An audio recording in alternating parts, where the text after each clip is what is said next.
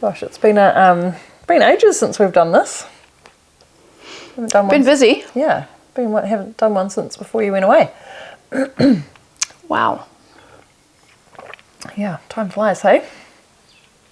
Sure does.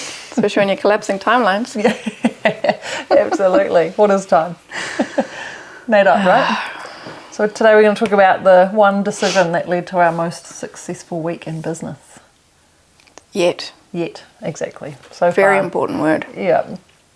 And it started not in that week. It started probably a couple of months ago. Yeah. We have got two very influential mentors that we follow, Awaken. If you've not checked them out, you definitely should. Hella and Lucas, who are actually Kiwis and kind of paving a new way of breathwork in LA, been all around the world. They came to New Zealand. They come, sometimes once a year, but they came last year, and I really wanted to go, but I didn't, because I was like, that's too much. Like, that's ridiculous to fly to Auckland for a day to go to an event. Extravagant. Like how ludicrous. I can't do that. So I didn't. And then I saw that they had launched a offering to come back to New Zealand, and I just knew that I was an absolute hell yes, and I immediately text Charlie and was like, I'm going to this, are you coming? I already knew that she was also going to be a hell yes. And so immediately loading up the flights, the tickets, we've got it all ready to go, just about to hit go, and then I realised that, we actually had our own breathwork event on the exact same day. Which is hilarious because Charlie and our brain kind of works like that. It wasn't that it wasn't important to us, it just was kind of back there somewhere. When excitement kicks in. Yeah, exactly. It's like all bets are off. Yep. Anyway, we'd already sold 2 tickets, so immediately I rang Charlie back and was like, bugger, can't go. Like, we've already sold 2 tickets to this event, so I don't want to let these people down or think that we're flaky or whatever, so we'll just have to go next year. Oh, and man, I was in like that thrill of we're going, and it was done, right? The decision had been made. And so like when you dropped the bomb of like, we can't go, I was pretty resistant to it. I was like, hang on. And I'm like, we'll just go next year. You're like, yeah. I don't like delaying things, I like living now. And yeah, so I was like, You kind of accepted my no. Yeah. And then you rang me back. I rang you back. I sat in it for a little bit. I was in my car when you called me, and I was about to jump out and do something. So I jumped out, and then I sat with it for just a little bit longer, and then I was like, hang on. Didn't we decide what day our event was going to be? And doesn't that mean that we can decide what day our event's going to be? Yeah. I remember you saying to me, like, we're our own bosses, Ash. We get to decide what we want to do. But for me, being the recovering people pleaser, it's like, but what are they going to think of me? Like, they're going to think that I'm not reliable, or that I'm not good, or like that we don't know what we're doing, or we're unprofessional, all of those things. When in reality, when I said that we were changing the date, they were like, great, see you then. Which is hilarious. Yeah, and it just was so empowering, right? Because then we got to actually do our breathwork event on Saturday, and we had a room full of incredible people who had a beautiful experience with us. We had a beautiful experience of them. Like, each time we do these breathwork experiences, we just get so much out of it. And then we got to hop on an early flight the next morning and head up to Auckland to the event that we wanted to be participants at, to have our own transformational breathwork experience. Yeah, it was amazing. It was so cool to be actually going to be a part of it, and knowing that we had just decided, because we could have been sat at home, missing out, not being in amongst 250 people. We had a great time. But on the way up, being all inspired as you do. This is what happens when you put yourself into different scenarios or situations or rooms of people. You get it expands you. There's room for growth. It's where the magic really happens, and we've both of us have been really expanded a lot this year by doing this very thing. So we're on the plane, we're on the way to this event, feeling amazing after our breathwork event, and we're chatting about what we want to do in the future. And I've always wanted to host a retreat. Like 5 years ago, I think I decided that I was going to do it in my skin business. And then I never followed through with it. So anyway, I was chatting to Charlie about that, and I was like, I want to create an event for women that can come together and we really like empower and inspire, like slightly different to our breathwork events, which is kind of getting underneath. I want to do something sort of more, not on top, but like exciting and empowering and all of this. And we're like, yeah, that'll be next year. We'll do that next year. Yeah. We set for that for a little bit shorter amount of time than probably about a minute. But we once, like it was that natural sort of sink back into accepting, like what I basically call these rules, right? These rules that we make up for our lives. And it was like, sat back into the rule for a little bit of like, yeah, because, we need lead-in time and, we're busy now, or we're not ready yet, or we need all the money to pay for the whole thing. So a bunch of rules, right, that we just attached around it. And then like, yeah, we didn't sit there for very long though. It was like, do we need all those things? Do we need to wait? What would it look like if we did do it this year? It's Yeah. only October. We got time. Wasn't even plenty at that of time year. of September. Yeah. Plenty of year left yet. Yeah, so we decided we don't need to wait. There's a reason why we don't have a breathwork event in October. We need an event. And Boom. Got off the plane. Decision made. Date locked in. found a date, found a venue. Yep.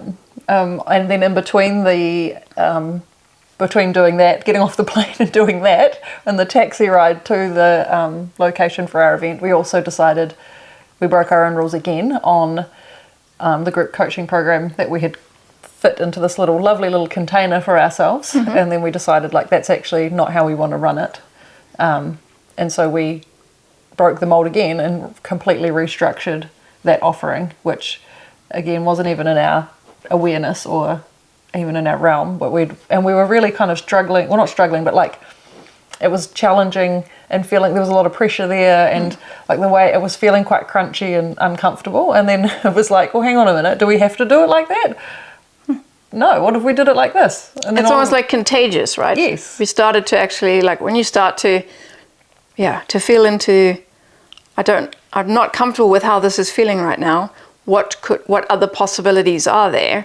It's like, well, I guess we could change this part, or we could change this. And so suddenly that's where, that it's not only the like allowing yourself to then create the creativity to think, well, how else might we do it? But it's the permission at first to even consider that you could do it differently, right? And so because we'd given ourselves permission already to move our event, and that had gone well, and then we gave ourselves permission to like decide we were going to do our day retreat. It was like when we got to the third thing that we were going to decide that like, how's this feeling for us? What are we going to do differently? It was just like, and so that ability to lean into something and go, well, actually, and then be bold to make the decision. And then the third essential part, right, taking action. So absolutely. And I can kind of relate this back to, for a long time there, I sat in, like I'd wake up in the morning, and mornings for us for a while there, with small children, like they can be quite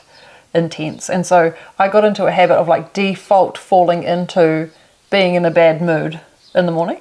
And so I had just decided that in the mornings, like unconsciously, I would be in a bad mood. And then so when I got all of this awareness that I could make a new decision, it's like, oh, can I give myself permission to like break free from that being in a bad mood? And can I be in a good mood? Like, what would that feel like? And like that's that permission to like, can I do it?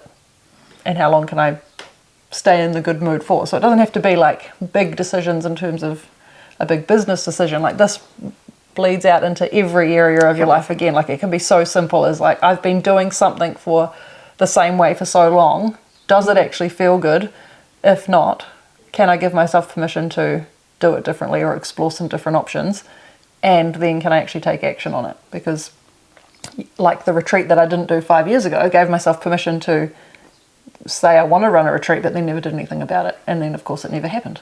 And I think as you're speaking, like for me, a really like real life example of that is I used to think rest was something that I had to earn, that it was a waste of time, that if I had downtime that I was being lazy or unproductive, and then, you know, I would fall behind, or, you know, I wasn't doing enough. And so I was just continuously busy, and, you know, obviously ended up burning out.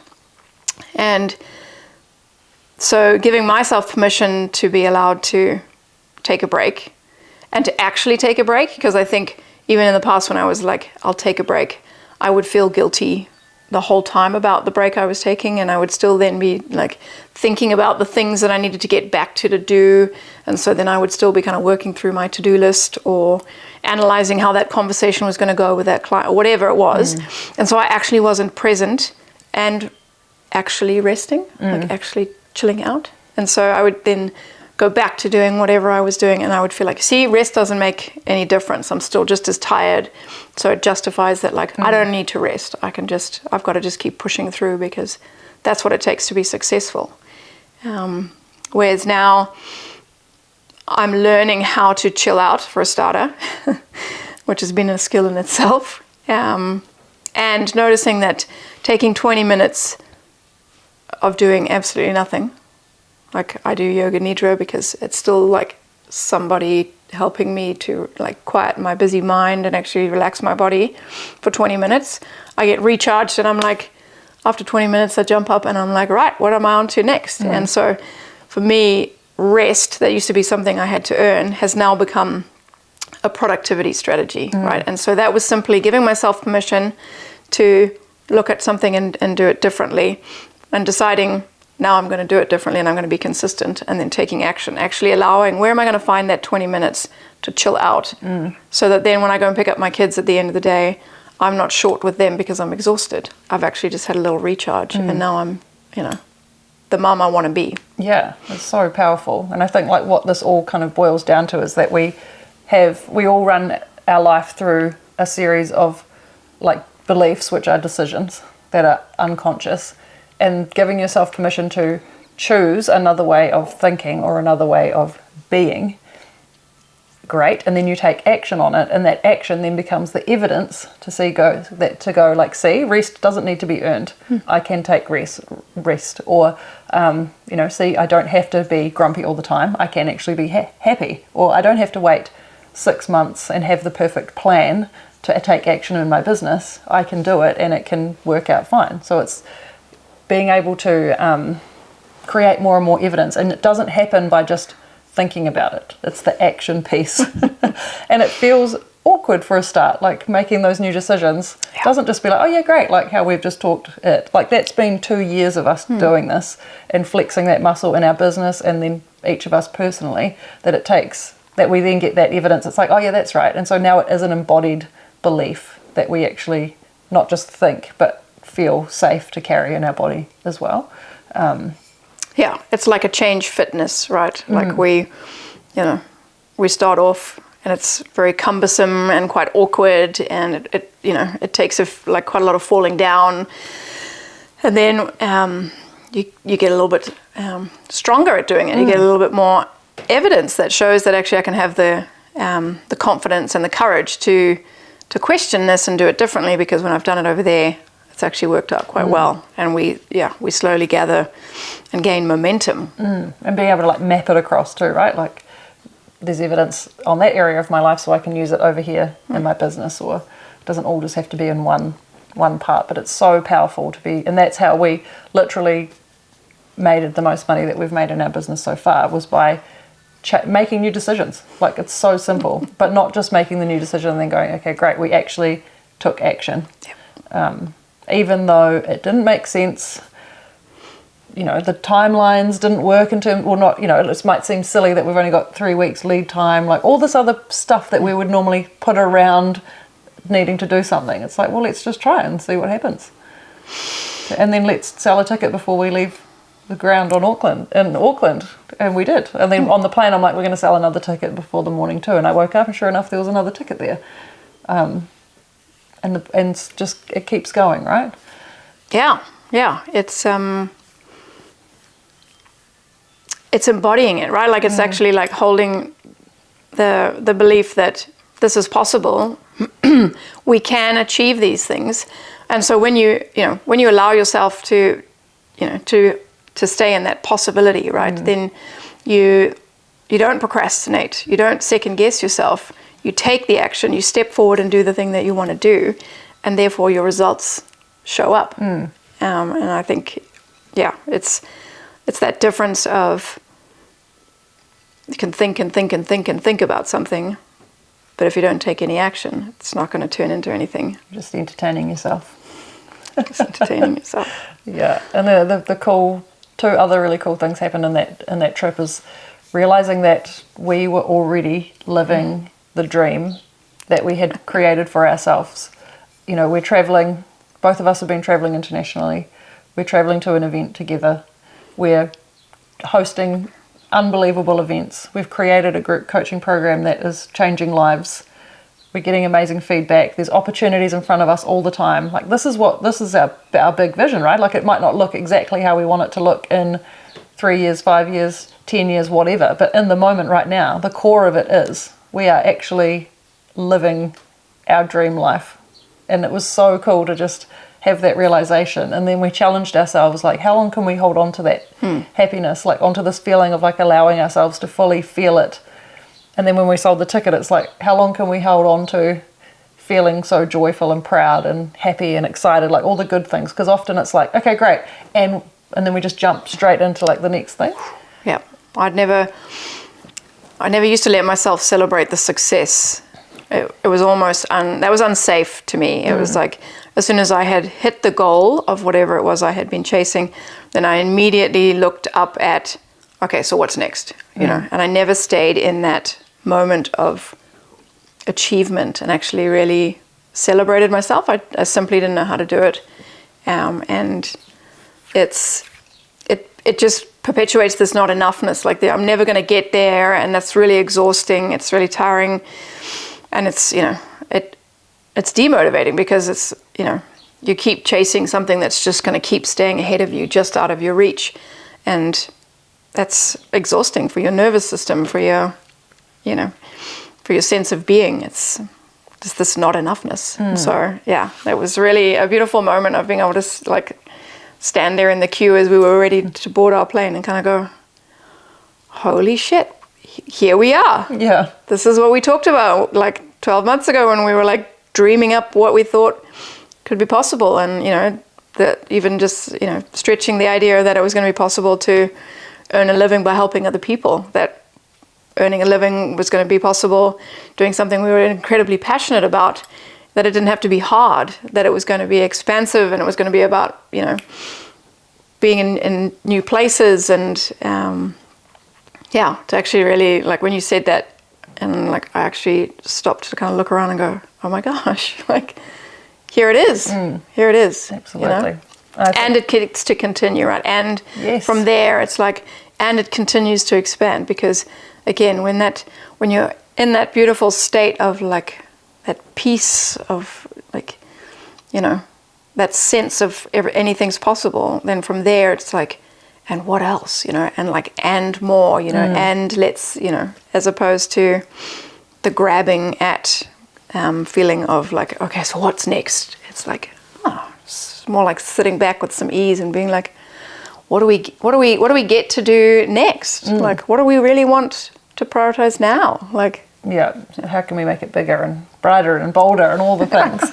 So I think that we're always, as humans, and you and I in particular, like the goalpost keeps moving, but now instead of it being in an unhealthy way, it's like, okay, great, we've kind of got to this little milestone, and we can sit and be present with it and really feel it, enjoy it, and know that this is actually part of the journey. Like, this is the point, is enjoying it right now. It's not, the point isn't to get all the way over there. It's not some destination that we have to get to, and then I'll feel, when I get the thing, then I'll feel okay. Once I've done the,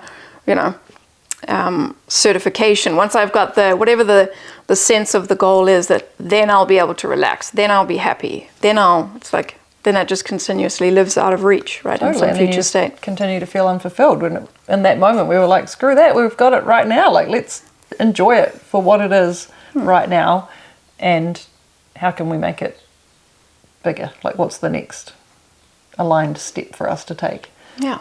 And enjoying the journey. I think that's been a huge lesson for me, is just enjoy the moment right now, because there is no future state, because it's always going to be, the future isn't real for a start, but it's like, there's always something to work towards, and we get to enjoy it right now. Yeah. So, check in with the rules. What rules are, keeping you where you are?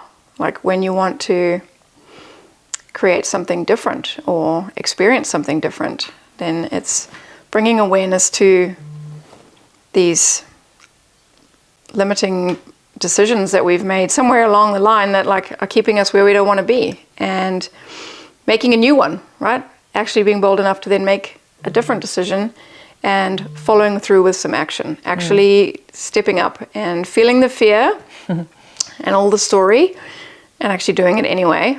And and then you start to see the results that you can then really sit with and be like, hang on, anything's possible. When I give myself permission to dream big and take action to go and do something about it. It literally is. Question everything, because everything is possible. Amazing. How good. Oh, shit is.